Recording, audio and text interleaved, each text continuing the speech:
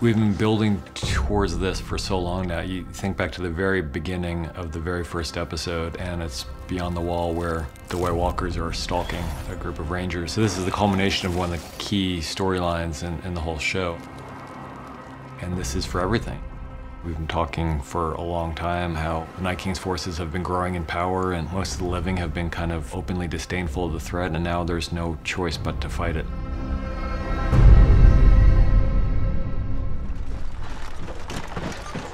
I really love the way the first 10 minutes or so plays out because there's so much tension before there's any encounter with the enemy. You know, as much as they try to conceal it, people are terrified because this is death coming for them. You know, so much of it is just kind of, on one hand, setting the mood for the episode, and the other hand, showing us where these characters are going to be. The entire episode takes place in Winterfell, and you have 19 or 20 characters all involved in a very chaotic situation that needs many, many locations to service it. Because it's such a long battle in this episode, it's important that we feel the ebb and flow. And so there are moments when you think things are going a little bit better for the living. Tell them to lift their swords. We felt like it was important to have that moment of hope when Mel comes in and lights up their oxen, and they all ride off into battle. Zobria Issa se signotuledus.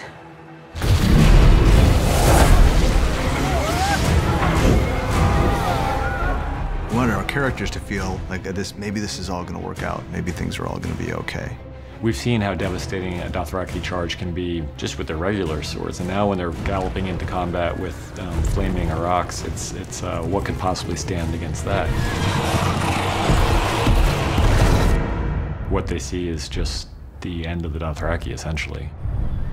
They have a plan, and it's important to wait for the Night King to reveal himself and then have 2 dragons against 1 dragon and a really good chance of defeating him.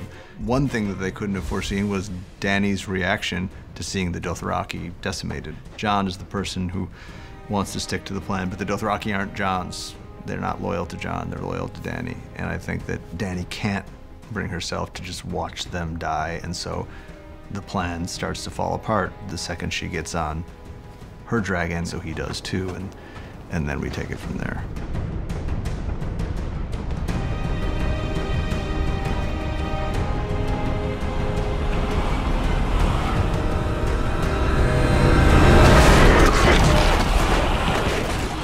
We knew this episode was going to be almost entirely battle, and that can get really boring really quickly. You can watch it for a certain number of minutes before the effect starts to dampen. Part of it was making sure that we really stayed focused on the characters, and so whether it's Arya's storyline, or Sansa and Tyrion down the crypt, or Jon Snow and Dany up on the dragons, kind of like all these separate little battles within the greater battle.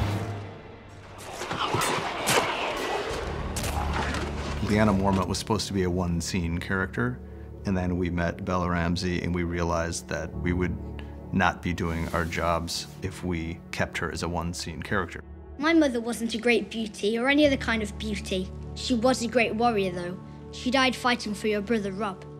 We knew that you can't give a big death to everybody who dies in this battle, because it would have been too much. But there also, if she were to die, there was no way to not make a moment of it. So that's where the zombie giant comes in.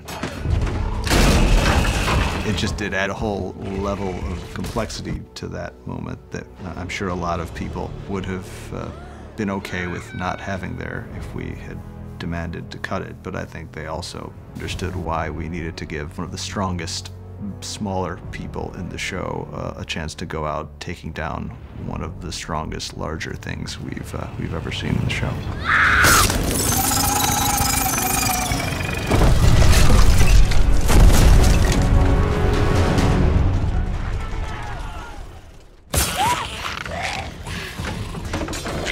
Situation where people are fighting, Arya needs to play a central role because she's one of the best at it and she's one of the most fun to watch doing it. Even for Arya, she can't take on a horde of whites by herself, and especially when her head gets smacked, she's no longer at 100%. It's just about survival at that point. Otherwise, she's completely unstoppable and she never loses her cool, and that's amazing, and it's a lot of fun to watch, but it's one note. So we decided that almost rewinding the clock on who Arya Stark is to back before she became the sort of magical figure that she's become would really be interesting. It would also give us a chance to change up the nature of the story we were telling. We talked about Winterfell as kind of the home for the show, and one of the things that always struck us as a horrific aspect of this is that these hallways and rooms where we spend a lot of good times and quiet times with characters that we care about has now become a horror set because it's been invaded by undead soldiers. Before that point, there's sort of an agoraphobia to the whole thing where you're in this giant, wide open space, and everywhere you look, there's something that could be coming to kill you. Once you get inside Winterfell, everything contracts and the walls literally start to close in around you, and something is there in the dark with you, but you don't know exactly where it is. And we thought that the pace change and the tonal change, it was really important to have that in this episode. Otherwise, the episode would start to feel monotonous. Dracarys. We thought it was important that whatever the plan was, that it would not just work out, because that would be kind of dull. While there's no reason to know for certain that the fire wouldn't kill or destroy the Night King, there's also no particular reason to believe that it would. And then a few moments after this happens, the Night King brings them a whole new, larger undead problem by taking all of their own who have been killed in the course of this battle and turning them into the enemy.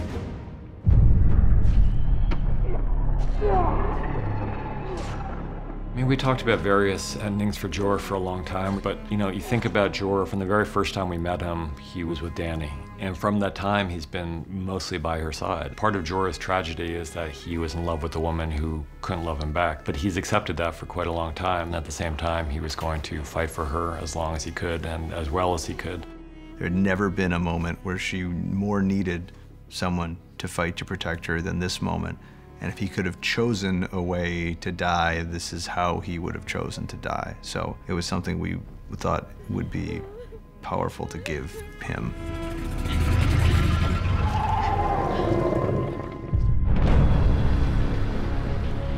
The reason the Godswood was chosen is because it's such a source of power for those who believe in the old gods, and for Bran in particular. So we know that the Weirwood Tree and the Three-Eyed Raven have a very deep connection. That was always the location where Bran was going to be waiting for the Night King. I just want you to know the things I did. Everything you did brought you where you are now. Where you belong. Home.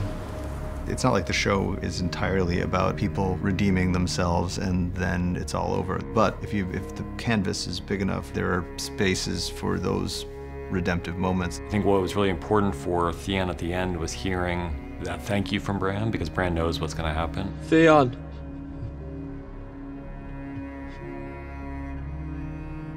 You're a good man. Thank you.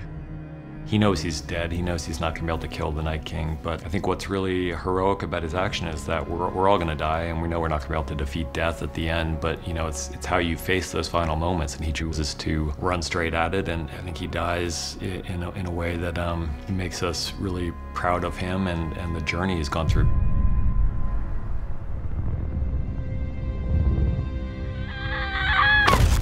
For, God, I think it's probably 3 years now or something, we've known that it was going to be Arya who delivers that fatal blow. She seemed like the best candidate, provided we weren't thinking about her in that moment. One of the great things about having this many people you care about in a sequence together is that you can kind of pull people's attention and focus to people that they care about a lot, like Jon and like Dany, Theon and Bran, not to mention Tyrion and Sansa and the Crypt. So you're going all over the place with people who you're desperately worried for, and hopefully you forget about the fact that Arya Stark ran out of that castle with the battle drums playing and going towards some purpose, and we don't know what until it happens. We hope to kind of avoid the expected, and Jon Snow has always been the hero, the one who's been the savior, but it just didn't seem right to us for this moment. We knew it had to be Valyrian steel to the exact spot where the Child of the Forest put the Dragonglass blade to create the Night King, and he's uncreated by the Valyrian steel. At the end of it, it's a victory for the living, but at great cost because some of our favorite characters fall along the way.